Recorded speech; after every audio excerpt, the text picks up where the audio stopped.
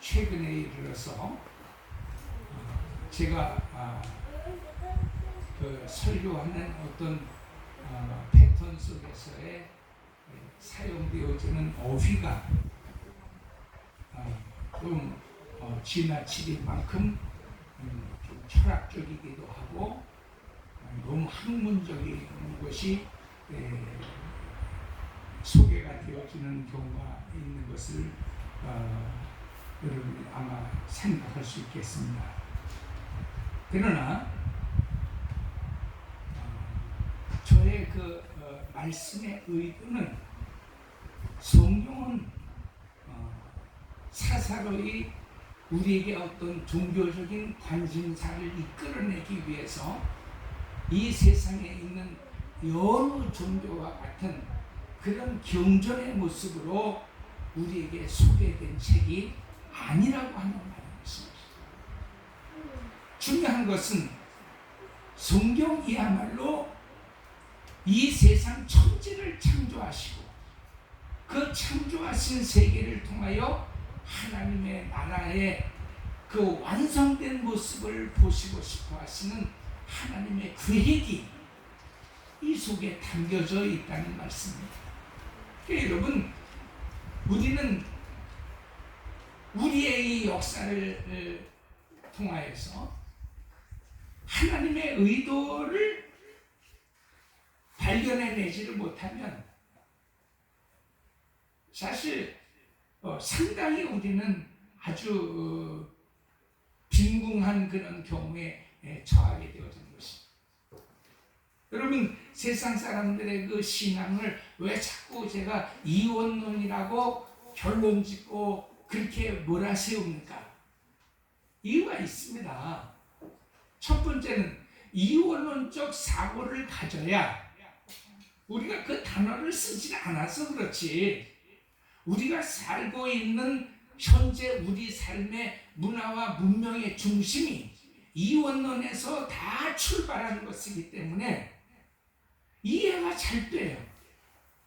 이해가 잘 된다는 말은 좋은 뜻의 경우보다도 그 반대편의 상황을 우리에게 가져다 주는 것입니다.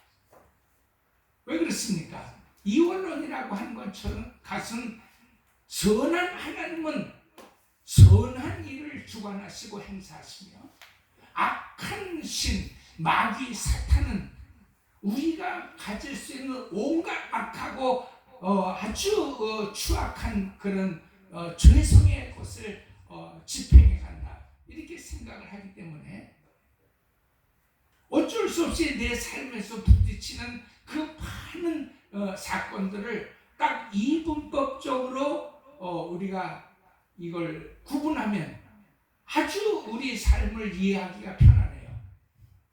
잘 되고 정말 우리가 생각할 때 복이다 생각하는 그것이 하나님에게서부터 온다 생각하면 그 아주 나름대로 이해가 되고 편하네요.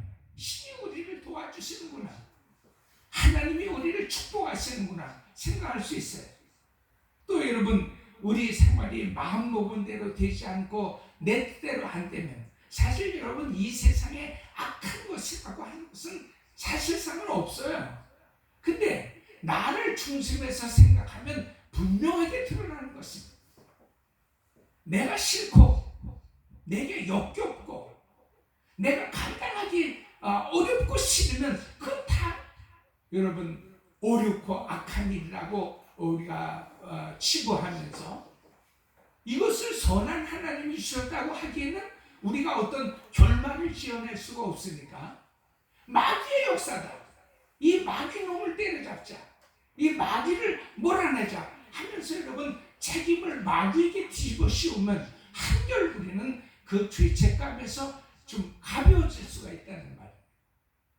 쉽게 말씀드리면 내가 하는 게 내가 한 짓이 아니야, 그 아주 마귀라고 하는 더러운 놈이 내 속에 들어와서 역사에서 내가 그만 그렇게 되어진 거야 하고 자기는 은근슬쩍 그 모든 죄악과 불신앙에서 빠져나오는 데는 이원론처럼 적절한 것이 없는 것입니다. 그것조차도 하나님께서 역사해 가시면서 하나님께서 끌어가시는 중에 하나님의 뜻을 나타내시기 위한 하나의 방법이었다. 하나님께서 이끌어가시는 승리의 한 수단이었다 라고 이야기하면 우리 이해를 못합니다. 그 착한 신, 그 선한 신, 그 좋으신 분이 왜 그런 짓을 나한테 역사하셔서 내 배짱에 안 맞았을까? 그렇게 생각하는 것입니다. 이렇게 생각하는 것도 다 여러분 나를 중심하기 때문에 그래요. 우리는 비 오는 예를 수없이 들었습니다만 내가 생각하는 식의 그 내리는 비는요, 어떤 때는 저주요, 재앙이요, 말세의 징조처럼 보여지는 것입니다. 그러나 여러분, 우리 이웃들에게는 그 폭우처럼 쏟아지는 비가 오히려 뭐예요? 축복의 비요, 단비요, 우리를 살리는 생명수의 원천이 되어질 수 있는 것입니다. 이것이 세계를 보는, 나아가서 하나님의 그 묵시 속에서 완성되어진 하나님의 나라를 보는 우리의 눈이 되어지는 것입니다. 그러므로 우리는 내리쬐는 태양이나 장대비처럼 쏟아지는 빗줄기 하나를 바라보고서도 좋다, 나쁘다, 이렇다, 저렇다 우리는 판단하고 비판할 여지가 없는 것입니다. 왜 그렇습니까? 우리나라에 내리는 이 비가 남의 나라에서는 폭풍이요, 폭우요, 재앙이 되어질 수 있지만 정말 가뭄에 시달렸던 그런 나라들에게는 아주 하늘에서 내리는 생명수와 같은 단비가 되어질 수 있기 때문인 것입니다. 내가 복받았다고 돈 좀 벌었다고 여러분, 우리 요즘에는 그런 것도 사실은 경범죄에 다 걸리고 심지어는 횡령죄도 될 수 있으니까 굉장히 조심하셔야 되겠습니다만 남의 돈을 주웠다고 생각하십시다. 횡재입니다, 여러분. 어떤 때 여러분 그 뉴스를 들어보니까 고물상 주인이 냉장고 하나를 사다가 여러분 그걸 분해를 해가지고 이제 고물을 고철을 골라내는데 그 속에서 수억의 여러분 그 현금 다발이 나왔다고 하는 거예요. 그러면 여러분 우리는 다 뭐예요? 이것을 좀 어렵게 얘기하면 불로소득이다. 야, 생각지도 않은 큰 돈이 들어왔으니까 그게 축복이라고 여러분 우리가 생각하지 않습니까? 나 복 받았어. 예수 믿는 사람들은 거기에다 대고 또 어떻게 평가를 합니까?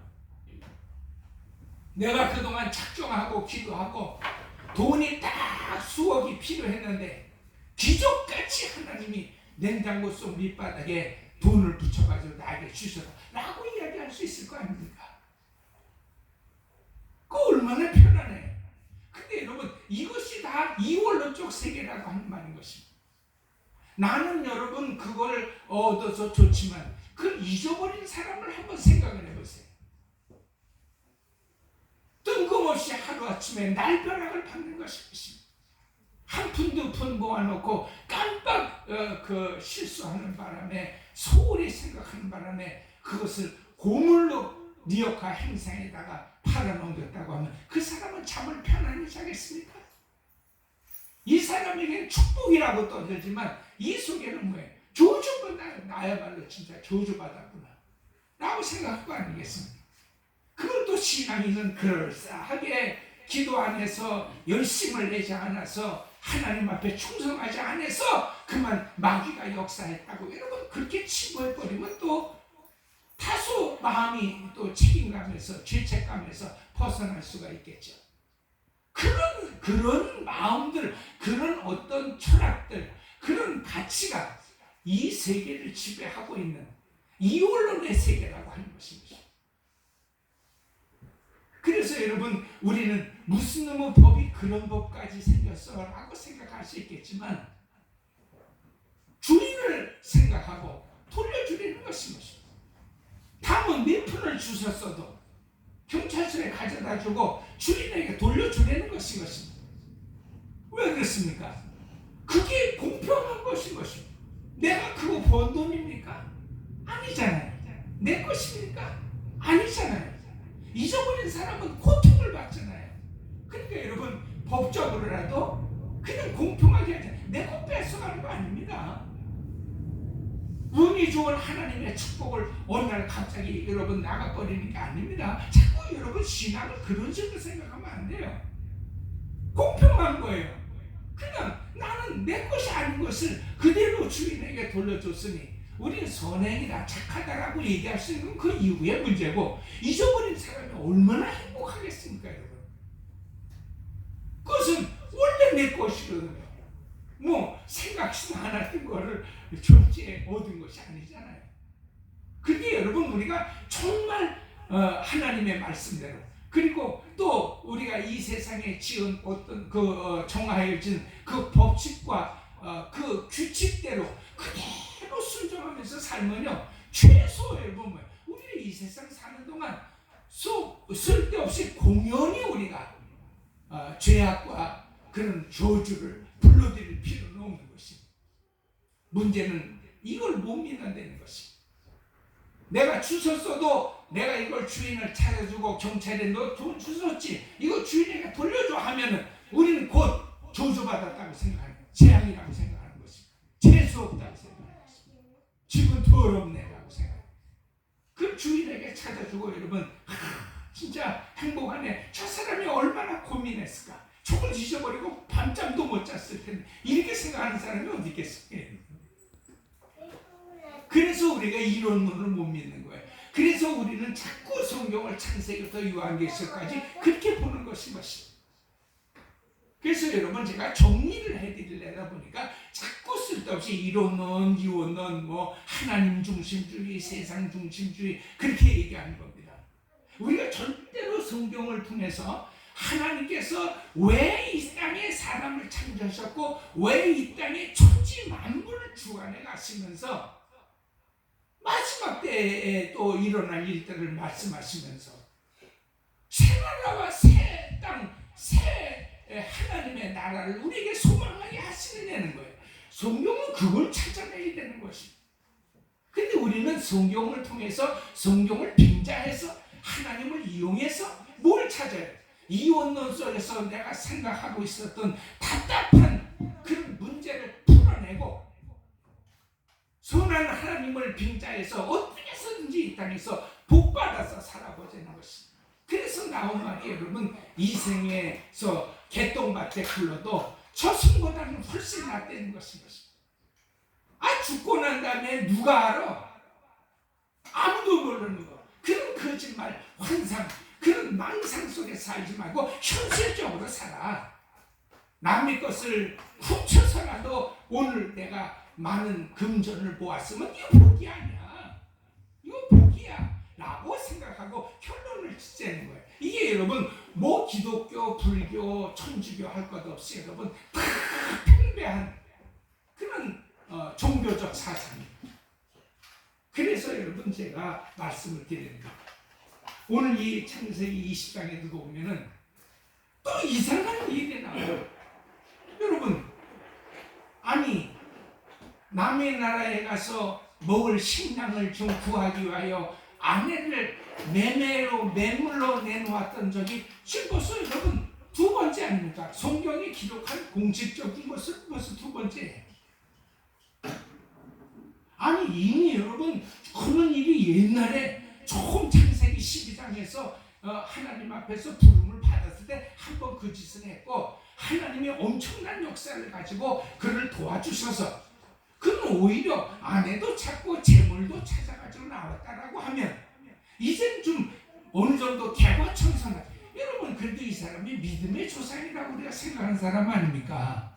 그러나 이원론적 사고에서는 절대로 이해를 못하고 풀어갈 수 없는 복잡한 오해가 오늘 이 20장에 또 나오는 거예요.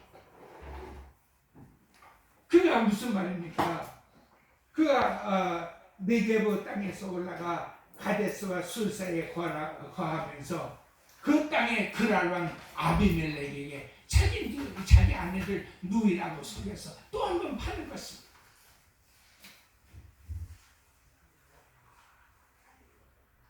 창세기 19장까지는 무슨 얘기가 나옵니까?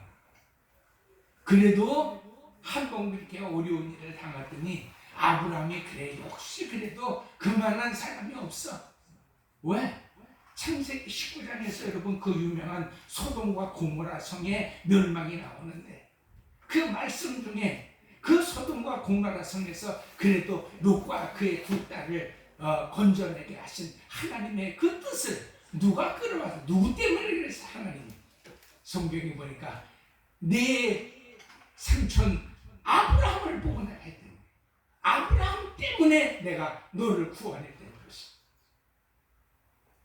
아주 쏙 괜찮은 사람으로 등장을 하는데 세상에 한 장 딱 뛰어넘어서 20장 되니까 그렇게 칭찬받았던 그 소돔과 고모라 성의 멸망 속에서 자기의 조카를 구원해 내어줄 수 있는 이런 중보 기도자의 아주 원초적 인물로서 등장했던 그 사람이 또 한 번 이웃나라 그랄 땅에 가서 자기 아내를 또 한 번 팔아먹어요.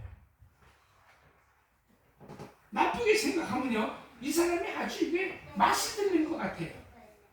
왜? 아내를 팔아가지고 한 번도 손해본 일이 없거든요. 애굽 왕에게 팔았을 때도 하나님은 아내도 구해주고 채물도 많이 얻어가서 나왔거든요. 모르긴 몰라도 이 사람이 아주 악한 맛이 들지 않았는가 생각해요. 아무리 좋게 생각해도 그렇게만 생각할 수밖에 없어요. 이번에 또 팔아먹으면 뭐 하나님이 다 구해주시고 또 드물은 뭐예요? 채물도 주시겠지. 그러나 여러분 아무리 우리가 그렇게 생각해도 전혀 12장 이후에 19장을 걸쳐서 나왔던 아브라함의 행적과는 이해가 되어질 수가 없는 일인 것입니다. 물론 여러분 이 일은 하나님이 또 괜히 얼마나 하나님이 바쁘신 분인데 하나님은 잘 알지도 못하는 그런 이방 나라의 임금의 꿈자리까지를 다 찾아가면서 하나님을 간섭을 하십니까?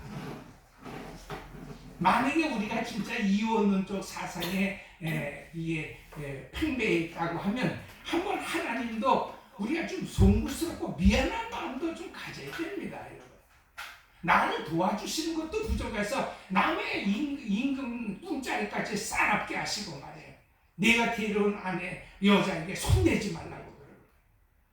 그게 아비멜렉이 뭐라고 그래요? 보니까 아브라함이 오히려 이원론적인 의미에서 보게 되어주면 훨씬 더 좋은 인격이 나옵니다. 여러분 한번 바꿔 생각하세요. 여러분 훔쳐봤습니까? 사람이? 여러분이 보쌈을 해가지고 왔습니까? 정당하게 여러분 돈을 지불하고 그리고 누이라고 속였으므로 처녀인 줄 알고 돈 주고 사온 것입니다. 꿈에 어떤 신이 나타나서 너 그 여자에게 손을 대면 급사할 것이라고 말씀했을 때 그걸 여러분이 잘못했다고 그러겠어요? 아니면 뭐라고 그러겠어요? 이게 신은 무슨 고무신도 아니고 귀신도 아니고 이 더러운 놈아 내가 무슨 어부왔냐 밤중에? 내가 시장 내에서 정당하게 내가 돈을 주고 사왔는데 근데 여러분 그런 얘기를 안 하는 거 보면 오히려 아브라함보다도 1000배 100배 나은 인격과 그런 삶의 수양을 가진 사람이 아비멜렉입니다. 그런데 하나님은 그 아비멜렉을 쳐서 그 사례를 구해주시고 또 갈 때 여러분 그냥 금은 보화를 노비까지 다 여러분 챙겨서 보내게 하시는 그런 하나님의 역사 같습니다. 우리 여러분 여기서 만약에 우리가 왜 저 목사님이 갑자기 이원론 해가면서 쩍쩍거리는가를 여러분이 이해하셔야 됩니다. 절대로 여러분 우리 이해할 수가 없는 것입니다. 도대체 여러분 그러면 창세기 떠나서 얘기해 보십시다. 창세기서부터 요한계시록까지 정말 하나님은 누구를 도와줍니까? 하나님이 도와줬다라고 생각하고 하나님이 좀 금전적이고 은혜를 주셨다고 생각해 보십시다. 어떤 경우에 하십니까? 그래서 여러분 성경을 우리가 바로 알자고 하는 말인 것입니다. 우리는 착하고 선하고 도덕적으로 윤리적으로 아주 흠결 사항이 없습니다. 칭찬받을 만한 일이 있는 사람이 복을 받는 거예요. 이게 아주 전형적인 이원론의 사상입니다. 그런데 여러분 성경 보면 하나님이 하나님의 택한 백성에게 복을 주실 때 어디 도덕적으로 윤리적으로 흠결이 하나도 없을 그런 깨끗한 상태에서 하나님이 축복하신 적이 있습니까? 제가 읽고 경험한 성경적 은혜는요 한 번도 그런 적이 없습니다. 우리 한번 찾아서 읽어보십시다. 여러분 제가 설교하는 것보다 조금 늦게 가도 시편 135편 우리가 빨리 찾으시는 분처럼 한번 크게 읽어보겠습니다. 시편 135편 136편이 다 그 말씀인데 한번 보십시오. 135편서부터 보십시오. 자, 크게 시작. 여호와의 이름을 찬송하라. 여호와의 종들아 찬송하라. 다 찬송하라 그러잖아요. 근데 좀 띄어서 봅시다. 4절 봅시다. 여호와께서 자기를 위하여 야곱과 이스라엘을 자기의 특별한 소유로 택하셨다 그랬죠. 그 하나님의 그 택한 백성들이 그게 찬송받으실 만한 큰 일을 받으셨는데 어떻게 하셨어요? 7절부터 보십시다. 안개를 땅끝에서 일으키시며 비를 위하여 번개를 만드시며 바람을 그 곳간에서 내셨으며 애굽의 처음 난 자의 사람부터 짐승까지를 다 치셨도다. 전부 무슨 얘기입니까 여러분? 괜히 멀쩡한 사람들을 여러분 괴롭히고 우리가 이혼론으로 생각하면 뭐예요? 멀쩡히 가만히 있다가 애굽 사람들은 장자도 죽고 여러분 짐승들도 죽는 것입니다. 멀쩡히 가만히 있다가 벼락을 맞는 것입니다. 멀쩡히 가만히 있다가 번개와 천둥을 맞는 것입니다. 그 밑에서 보다 그 말이에요 여러분. 애굽이여 여호와께서 네게 행한 표적과 징조들 여러분 10가지 재앙 내리신 걸로 유명하죠. 그러면 10가지 재앙을 내려서 애굽 백성으로 이스라엘 백성들을 풀어준 것은 어마무시한 축복이고 기적 중에 기적이지만 애굽 사람들한테 생각해 보십시다 여러분. 아니 멀쩡히 잠자다가 10가지 재앙을 받는 거예요. 아니 왜 뜬금없이 재앙을 우리에게 주십니까? 그리고 결국은 뭐예요? 그들이 가지고 있던 것까지 다 바리바리 싸가지고 이스라엘 사람들을 출애굽시키는 거예요. 한 번도 여러분 사람이 생각할 때는 하나님이 이게 무슨 하나님이 이러신 하나님이야. 그래서 요즘 일반 신학자들이나 책게나 좀 읽었다라고 하는 철학자들이 막 길을 쓰고 하나님을 욕하고 들이댄다는 것입니다. 게다가 예수 믿는 또 목사님들서부터 기독교인들은 뭐라고 생각합니까? 그런 거 따지지 말고 복부터 받으라는 것입니다. 아니 이놈아 네가 자꾸 그런 식으로 생각하고 그런 식으로 이 세상에 어떤 가치와 철학을 가지니까 그렇게 돈을 못 벌고 맨날 궁상을 떨고 맨날 그렇게 어렵게 사는 거야. 이것저것 생각하지 말고 이를 깨물고 금식기도 하고 철야기도 하고 어쨌든 하나님을 달달 볶고서라도 볶달라고 그래야. 여러분 예수 믿는 사람은 그렇게 가요. 왜? 이혼론입니다. 어쨌든 복은 하나님이 주신 것이고 나쁜 건 마귀가 주는 거니까 어쨌든 나중에 안 된 건 다 마귀한테 몰아버리고 세상 손신을 달달 볶고 와서 저 양반이 잠도 못 자게 해서 어쨌든 우리를 축복하지 않고 견딜 수 없게 해주라고 그러는데 그러면 여러분 여기 보십시오. 온통 세상이 뒤집히는 것입니다. 여기에 무슨 윤리가 있고 여기에 무슨 도덕이 있습니까?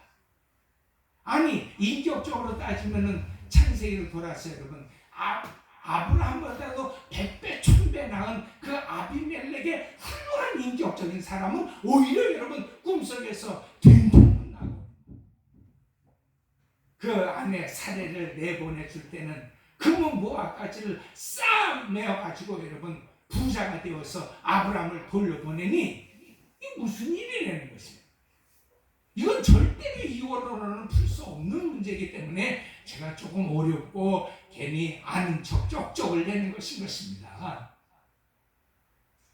여러분 하나님이 왜 이 땅을 창조하셨고 왜 우리를 이 창조의 역사 속에서 왜 이 고난을 받게 하셨고 이 고난 그러나 이 고난 속에서도 참고 인내하고 하나님 앞에 감사하고 우리가 하나님 앞에 믿음을 고백해야 할 이유가 어디 있습니까? 하나님은 짧게 우리 고난의 세월을 마치게 하시고 영원한 아버지의 나라 새하늘과 새 땅을 약속하셨으니 그걸 소망으로 삼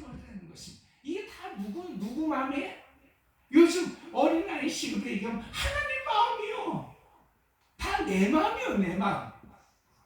근데 여러분, 이 세상에서 이 언론의 중심 사상이 무슨 사상이라는 것이에요. 하나님 마음은 상관없어요. 그건 당신 마음이고, 내 마음. 이 땅에서는 어떻게 해서든지 개똥밭에 굴러도 이생이 좋은 거예요. 이 땅에서는 잘 먹고 잘 사면 그게 다요 라고 생각하니까 또 그건 누구 마음입니까? 너 나 할 것 없이 다 또 여러분 우리의 마음인 것이고 사람의 마음인 것이고 너무 편안해. 복은 하나님 앞에 구하면 되고 어쨌든 내가 생각할 때 나쁜 것은 도덕과 윤리까지를 포함해서 다 마귀가 시킨 짓이라고 합니다. 그래서 여러분 이번 말씀 성회 때도 배웠지만 기독교라고 하는 것이 큰 제국의 흥망성쇠를 통하여서 마침내 여러분 가장 근대 시대에 영국, 프랑스, 포르투갈, 스페인이나 이런 나라들을 통해서 그 끊임없는 해적들과 해상 무역들과 그 약탈을 통해서 전 세계를 다 식민지 국가로 만들었을 그때 여러분 미국도 영국의 식민지였었어요. 미국이라고 여러분 거기서 못 벗어납니다. 그래서 여러분 영국에서 과거에 그 영광이라고 얘기하는 그것이 다 뭐예요? 해가 지지 않는 나라라고 그랬어요. 그 여러분 생각해 보십시오. 지구가 동그랗다고 그래도 그 동그랗다라고 하는 것을 확실하게 규명할 수 없을 정도로 지구는 너무 평평한 거예요. 너무 넓은 거예요. 도대체 어디서 휘어져서 내려가냐? 어디서 휘어져서 이 지구가 공같이 생겼냐? 사람의 육안으로 식별할 수가 없어요, 여러분. 그렇게 세상이 넓다고요, 세계가. 근데 그 세계를 그 영국, 포르투갈, 스페인이나 이런 해상 제국들이 다 점령했던 시대가 있었어요. 어떻게 그 부자가 됩니까? 가차 없습니다. 멀쩡하게 살던 남의 나라에 침공을 해서 다 그 원주민들을 붙잡아가지고 여러분 노예로 삼아서 사탕 수수밭을 일구게 하고 그 속에서 여러분 사탕을 뽑아내고 그도 여러분 후추 농장 속에서 후추를 뽑아내고 소금 바닷속에서 여러분 소금을 건져 올려서 소금을 약취한 것이 절대적으로 필요한 것이 노동력이니까 이때서부터 또 시작된 것이 뭐예요? 이게 식민지 정책에 노예상들이 등장을 한 것입니다. 왜? 아프리카에 가보니까 검은 사람들이 있고 원주민들도 사실 생긴 것도 그들이 얘기하는 것처럼 아리안족 속 백인들의 그 깨끗한 피부를 가진 그런 민족이 아니니까 신부들까지를 다 동원을 했습니다. 교회의 모든 성직자들을 초청해가지고 뭐라 그랬습니까? 우리처럼 아리안족 속처럼 깨끗한 피부의 유럽 민족은 하나님의 택한 백성이요 우리와 색깔이 다르고 문화와 풍습이 달라서 살아가는 저 고무티티한 미리끼끼한 저런 족종들은 다 마귀 새끼들이래요. 그러니까 여러분 우리는 이 마귀 새끼들을 잡아가지고 하나님 앞에 택함 받은 이 백인 민족들이 잘 살도록 하시는 하나님의 뜻이라는 거지. 여러분 한 사람도 아멘도 안 하시는데 기가 막혀서 안 하시는 거예요. 다 아셔서 안 하시는 거예요. 이게 여러분 이게 우리 기독교의 모습이라고 하는 말이에요.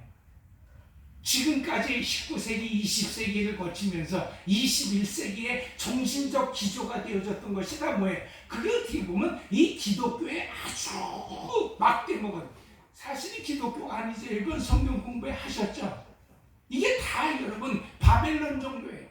그래서 요한계시록에 그렇게 우리가 이해하기 쉽도록 마귀가 역사하는 마귀가 미쳐서 날뛰다가 마귀가 마침내 하나님의 불벼락을 맞고 심판받을 그 나라가 그게 바벨론이에요. 그래서 나온 거예요. 지금 우리가 살아가고 있는 이 모든 것이 그 바벨론의 원초적인 조로아스터교, 그 배하교, 불을 숭상하고 이원론의 아주 그 종주국이었던 그 바벨론 땅에서부터 시작해서 마귀의 미쳐 날뛰는 세계가 성경에서 그려진 것이고 마침내 그 나라가 바벨론이 망한 지가 몇천 년이 지났는데 여러분 왜 요한계시록에 바벨론이 또 있습니까? 정신적인 여러분 지주로, 정신적인 종주국으로 이 땅에 이홀론을 퍼뜨렸던 그 땅을 영원한 하나님이 멸망하신 지옥과 마귀의 심판의 대상의 나라로 하나님이 요한계시록에 기록해 놓으신 것입니다. 우리가 여러분 중세를 욕하지 마십시다. 오늘 우리가 그 짓을 하고 있어요. 중세에 복받은 것을 설교 시간에 예화로 얘기하면서 그 수백 명의 노예를 붙잡아가지고, 여러분 영국에서부터 시작해가지고 호주를 가고 미국을 가고 이 동남아 쪽으로 올라가게 되어지면 몇 달이 걸리는 것입니다. 그 몇 달을, 그 배값이 얼마나 비싸요. 요즘처럼 무슨 뭐 좋은 시설에 그런 배가 있는 것도 아니고, 손 여러분 나룻배 같은 거, 아주 그래서 노예의 손을 만들었어요. 맨 밑창에다가 사람을, 어쨌든 노예들을 제일 많이 실어낼 수 있는 좋은 방법을 생각했어요. 그게 뭡니까? 사람을 눕히는 겁니다. 눕혀서 사람을 배 밑창에다 깔고 굶지지 못하도록 쇠사슬에다가 다 묶어놓고 그냥 똥 싸고 오줌 싸고 그거 가지고 그냥 발라먹고 그거를 이렇게 찍어 먹으면서 식량과 식수를 해결하죠. 그 위에다가 또 가판을 깔아가지고 또 여러분 노예를 깔고 그 위에다가 또 가판을 쳐서 여러분 또 노예를 여러분 깔고, 그러니까 여러분 한 배에 1000명이 넘는 노예를 싣고, 그래서 실질적으로 그 당시 그 기록서를 보면요, 진짜 호주 땅이나 미국 땅이나 남미 땅에 도착했을 때는 그 반 이상이 거기서 죽었다는 거예요. 여러분 살겠습니까? 우리는 편안하게 좌석을 끼고 좌석에 앉아서 1시간 2시간만 가도 엉덩이가 베기네, 꼬리뼈가 무슨 삐죽 나왔네, 이런 소리를 하는데, 여러분 사람을 눕혀가지고 또 오줌도 그 자리에서 싸고 먹게 하면서 그 사람을 수천 명씩, 여러분 그 나룻배 무슨 페리라고 하는 말이 사실 거기서도 나왔지만은 그 나무로 만든 목선에다가, 그래서 여러분 현지에 도달하면 거의 반이 죽었는데 그래도 선장들은 반타작만 해도 본전이 남는다는 거예요. 왜? 몇 명 실어서 살려서 내보내는 거나 1000명 실어가지고 500명 내려보내, 여러분 훨씬 뒤쪽이 뭐예요? 이게 이윤 추구하는 데 있어서 훨씬 부가가치가 많이 나온다고 생각했기 때문에 무작정으로 여러분 노예 사냥을 시작했던 겁니다. 근데 여러분 그 앞에 누가 다녔어요? 종주교 성직자들 신부들이 십자가 들고 다니면서 흑인들을 잡았습니다. 이 마귀 새끼들아, 이 더러운 종자들아, 우리 하나님의 택한 백성이 잘 살기 위해서 너희들은 다 개같이 짐승 같은 거라. 그리고 여러분 송이자는 주일날 예배를 드리면서 성도들에게 뭐라 그랬어요? 여러분 안타까워하지 마세요. 그것들이요, 그 사람이 아니에요. 그 돼지예요. 짐승들이에요. 그것들은 지옥의 불쏘시개 가루를 만드는, 여러분 참 이게 솔직히 종교 개혁자라고까지 얘기했던 사람들이 다 한 말이에요. 여러분 이게 여러분 그때서부터 바벨론 시대 때부터 지금 중세를 거쳐서 근대 현대를 살아오는 힘까지 사상 생각입니다. 지금도 어떤 교회에서 여러분 이걸 회개합니까? 이걸 반성합니까? 어느 한 곳에서 지난 우리 기독교가 저질렀던 이 극악한 범죄를 우리 한번 금식하자, 그 얘기 합니까? 하나님께서 택한 우리 백성의 오늘 참된 헌성한 이웃나라는 뭐 죽든지 말든지. 그래서 여러분 솔직히 그때 이후로부터 생긴 것이 뭐예요? 그게 공사관제도, 그것이 대사관제도, 그것의 시작이 영사관제도가 다 거기서 생긴 것입니다. 그게 무슨 말입니까? 우리 말이 좋아서 뭐 미국 대사관이 와 있고 뭐 영사관이 뭐 이렇게 알겠죠? 시작은요, 어쨌든 그 땅에서 얼마나 그 땅에 부를 착취하고 노동력을 착취해서 끌어낼 수 있는가를 이게 조사해가지고 오라고 파견된 것이, 그게 다 대사관들이고 영사관들이에요. 그게 다 공사관들입니다. 한마디로 얘기하면 다 도둑놈들입니다. 그들은 눈을 번쩍거리고 와서 뭐예요? 조국의 위에, 조국의 발전과 무궁한 영광을 위해서 이 땅에서는 금을 얼마나 훔쳐가야 되고 얼마나 여러분 그 노예 사냥을 해가야 돼. 이걸 검사하는 것이 사실은 그 공사, 대사, 용사들이 했던 게 그 해당초 처음에 시작이 그렇게 시작된 거예요.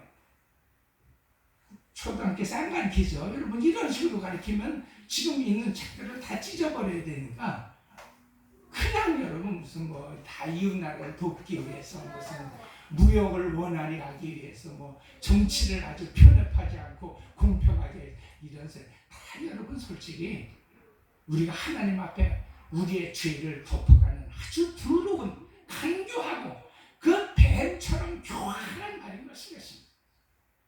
왜 뱀의 말이 교활하다고 그러겠어요? 아니 이 이불을 어떻게 꼬였으면 세상에 하나님이 먹지 말라고 한 실과를 따먹도록 하겠어요. 그게 교활입니다. 교활. 전혀 아닌 거. 전혀 실체가 아니고 전혀 진리가 아닌 것이지만 그러나 교활하다는 것이 뭐 그건 진짜처럼 얘기하는 것입니다. 야, 내 말 듣고 만약에 내가 선악과를 따먹으면 당장에 너는 하나님과 같이 되어서 눈이 번쩍 띄어서 네가 선악을 주관하는 신이 될 거야. 그게 여러분 그래서 크라프티 가장 간교한 말인 것입니다. 근데 여러분 그 짓을 이 성경을 이원론적으로 보게 되어 지금까지 하는 것입니다. 그래서 여러분 교회는 교회대로 총회는 총회대로 교단은 교단들대로 눈에 불을 켜는 것입니다. 그리고 온갖 더러운 일들이 거기서 많이 나오는 것입니다. 교단들이 행하였던 일들 가운데서 가장 큰 것이 연금제도의 문제입니다. 연금제도에 성공한 교단이 없어요. 그래도 여러분 교단 중에 제일 판검사가 많고 소대 출신의 그 목사들이 많은 것이 통합측이지만 통합측에서 연금제도로부터 수십 년 전부터 생각했지만 연금을 탈 때쯤 되니까 무슨 일이 벌어졌는지 아십니까? 그걸 맡아서 관장하던 어떤 서울대 출신의 그 아주 머리 교활한 놈 목사님이 수백억을 가지고 미국으로 도망갔어요. 합동측에서는 무슨 일이 일어난지 아십니까? 그거 가지고 어떤 장로가 그 연금을 굴린다고 여러분 이 상간벽제를 사가지고 무슨 이 묘자 장묘지를 맺는다고 사기쳤다가 또 수백억을 다 날렸어. 지금 여러분 사람이 하는 일이 다 그것이 무슨 말입니까?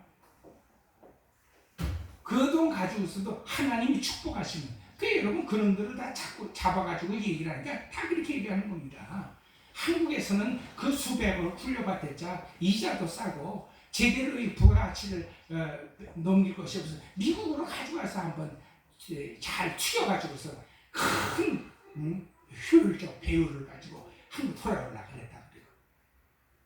거기에 나중에 붙잡힌 장로도 여러분 그렇게 얘기하는 겁니다. 아니 남들이 다 버리는 삼각벽지 같은 걸 사야 거기 다 거기서 땅값이 올라가가지고 하나님이 엄청 축복을 부어주시기만 하면 앞으로는 연금을 내지도 않고 연금을 받아갈 수 있을 그런 세상을 만들기 위해서 다 여러분 그렇게 얼마나 여러분 우리가 그 뱀의 피를 받고서는 그 뱀대가리에 머리를 돌리는지 모르는 것입니다. 다 하나님의 영광을 위해서 교회를 위해서 성도를 위해서 했던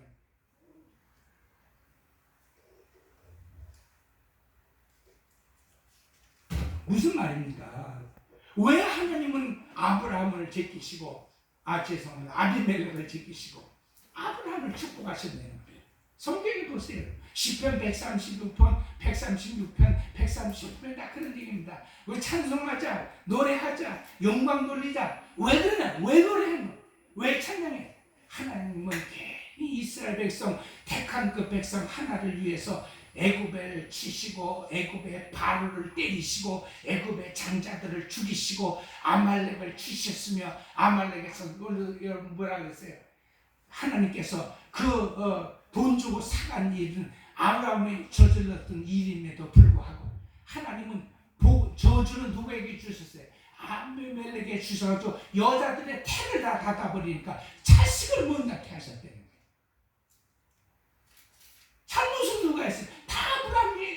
돌아다니면서 한 짓이에요. 여러분 성경을 자꾸 이원 눈으로 보지 말고 이런 눈으로 보셔야 돼요. 왜 그렇습니까 여러분?